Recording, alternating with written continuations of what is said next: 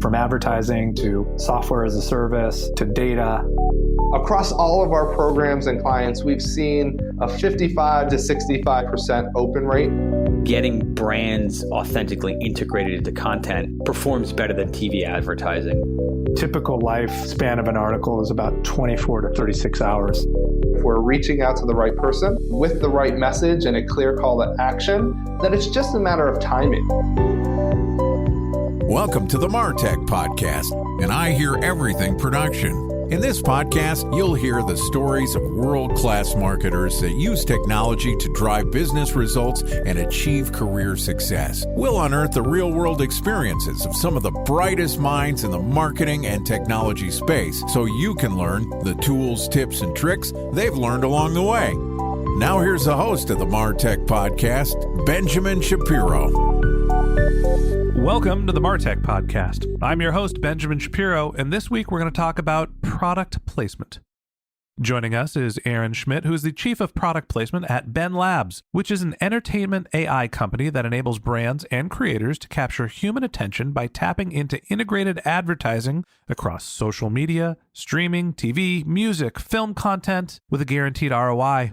BENlabs consists of the world's largest creator and influencer marketing business, largest product placement and promotions, their licensing company. It's a huge business. They're wonderful at product placement. We're thrilled to have them. And in addition to providing us with our guest, BENlabs is also a sponsor of the MarTech Podcast. So far this week, Erin and I have talked about technology-driven product placements, and yesterday we talked about measuring product placement in television. Today we're going to wrap up our conversation talking about the future of product placement. All right, here's the last part of my conversation with Erin Schmidt, the Chief of Product Placement at BENlabs. Erin, welcome back to the MarTech Podcast. Thank you. Always a pleasure to see you again. Always good to talk to one of our sponsors, and I'm excited to wrap up our conversation this week talking a little bit about where product placement is headed. We talked so far about not only product placement being a traditional marketing channel, one that's been around for 40 years, but where the measurement has evolved dramatically. You can actually figure out if somebody has seen your product on television, and did they then go to the store and buy a physical or digital product. So talk to me about where we are and where you think product placement is going. Is it becoming a more common marketing channel? Is it expanding beyond traditional channels? What does the future hold? Over the last 10 years, you've seen a dramatic shift in a desirability for product placement, both from brands and creators, due to the need for budgets as the content world becomes so massive and it's harder to get those big investments from a distributor. And the need for brands to find new ways to reach consumers. Ad avoidance is at an all-time high. We're all aware of these things. And so how can you find new and unique ways to reach your viewer? And that is through being inside of the content, supporting that creator and being a part of that content. So where do I see the future of product placement and what do I want to be a part of is really that shoppable moment. Amazon is clearly primed for that experience. Primed. I see what you did there. You see what I did there. And we've already seen them testing this as a format in which you can actually purchase potential products within their series. Currently, they're selling their fashion and books that are turned into content or whatever that might be that has an Amazon shopping experience. We're seeing it on Peacock where you have QR codes to purchase product within the show. That to me is that through line, that true attribution model that could make a huge difference for product placement and for advertisers as a whole. Back in the day, I think I mentioned this earlier, I used to work at eBay and I was responsible for the instant messenger eBay integrations. So like the eBay chatbot before there was actual chatbots. And eBay bought Skype, a communication platform that's still around today. And they also bought a company called Red Laser. And so my hypothesis, this is 10, 15 years ago, was what eBay should do is take the Skype channel, allow companies to be able to use it to show product, service, and content, and then take the Red Laser technology to allow people to scan different products and then buy them through eBay. And everybody laughed at me and said, that's crazy talk.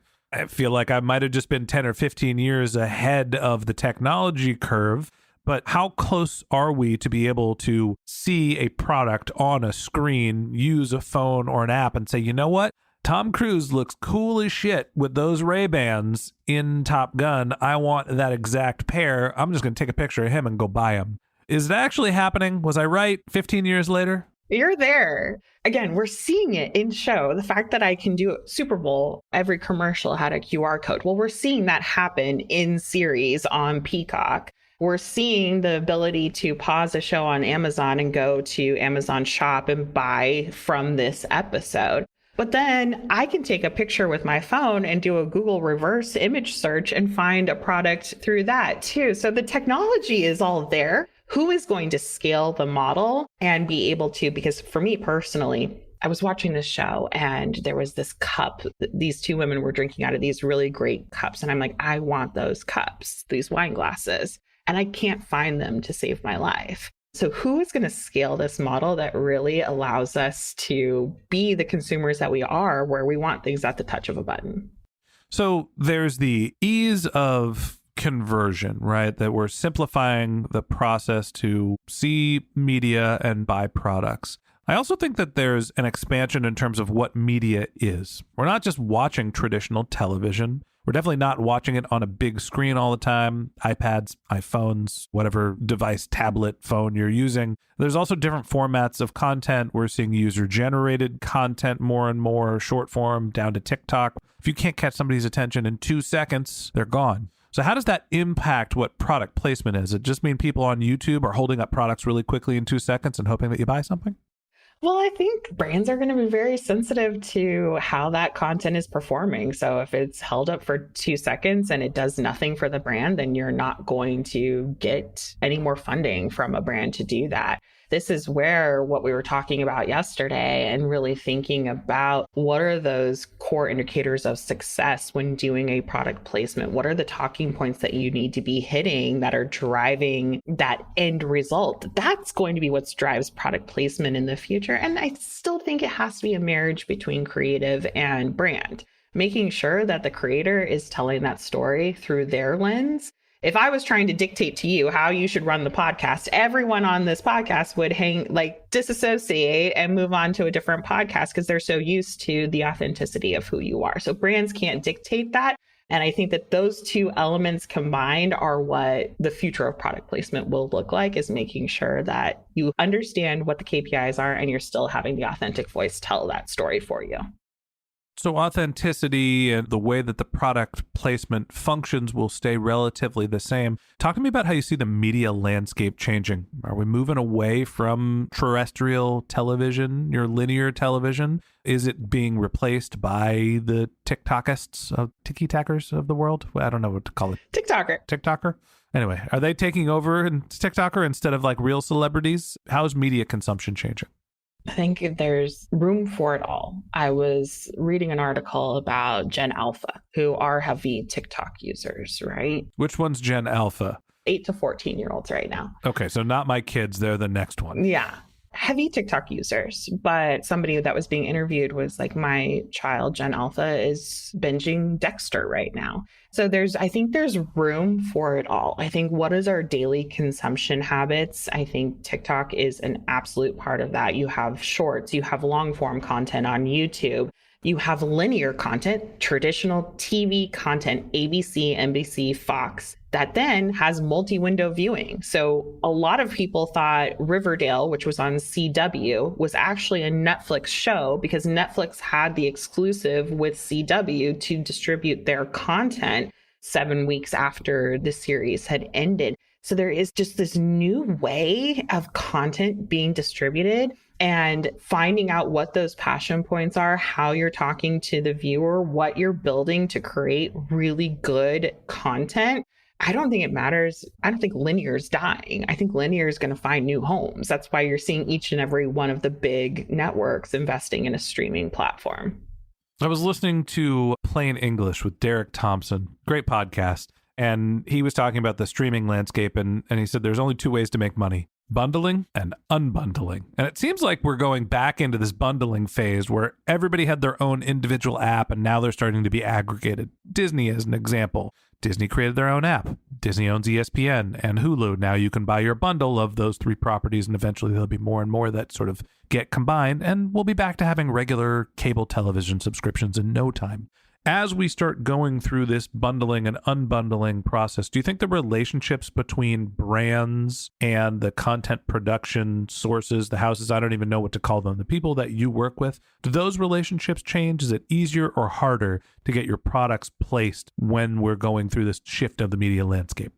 That's the beauty of the production relationship, is that in 90% of the cases, and only 90%, there's still the 10% outliers, but in 90% of the cases, the producers have the final control of their output, their end product. And so for them to be able to create the content that they want, because the streamers, the way for them to make money is to bundle, unbundle, and create good content. But it's really expensive to create good content, especially when you're not quite sure what your audience is looking for. That's why you see each of these streamers investing in lots of content so that they understand who their audience is. This is still a data testing point to deliver on their audiences. So I think that relationship continues to get stronger because producers are seeing more value coming out of brand partnerships and brands investing in their content. Last question I have for you. What should marketers make of not only the change in media landscape, the change in the way that we track and evaluating product placement? I'm sitting here with a product or a service that I want to sell. I don't know where my audience is. I don't know how to reach them. I don't know what channel. I don't know what bundle. I don't know anything. Help me out here. How do I make sense if I should be focusing on product placement? I think that if you're a brand that's looking to reach an engaged audience, product placement is an opportunity for you. And it's not just, it used to be a top of the funnel awareness play. And the evolution of product placement to date is we can track attribution of an exposed audience. But the future of product placement will have an attribution through line that hopefully will be stronger than a digital click-through rate or whatever that might be. And so invest now, get into this space, build that data set of who your audience is, how your integrations are performing, so that by the time that the actual shoppable content is alive and well, you are in the right place because you've actually built all of the data sets to understand where you should be. Inferred credibility is a powerful tool for marketers. Honestly, I've been relying on inferred credibility as the host of the MarTech podcast for years now. People think that I seem to know what I'm talking about because I bring great guests like Erin onto this podcast. And that's not just something that works in audio content. It's in visual as well. You can put your product in the hands of someone that your audience loves, and they're going to believe that your product is cool, interesting, and different. That's always been the value of product placement. Now we could just measure it better. And that wraps up this episode of the MarTech podcast. Thanks for listening to my conversation with Erin Schmidt, the Chief of Product Placement at BENlabs. If you'd like to get in touch with Erin, you could find a link to her LinkedIn profile in our show notes, or you could visit her company's website, which is benlabs.com, BENlabs.com.